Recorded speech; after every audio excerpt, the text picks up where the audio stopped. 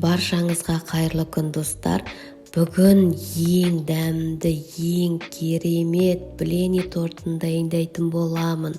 Видеоның соңына дейін қараңыздар және каналға тіркелуді ұмытпаңыздар. Ең алдымен ыдысымызға сүтімізді құямыз, жұмыртқа, сұйық май, сахарымызды салып, барлығын бірге қосып, блинчиктің көмегімен араластырамыз. Тұз, какао салып, блинчиктің көмегімен тағы да араластырамыз. Ұнымызды қосып, жақсылап араластырып аламыз.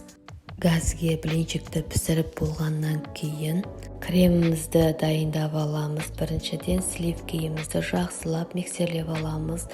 Сахарымызды салып, онда миксерлейміз. Сары майымызды саламыз. Маскарпонемізді салып, көпіргенше миксерлейміз. Креміміз дайын болды, коржымызды жинаймыз. Тортымыз дайын, ас болсын.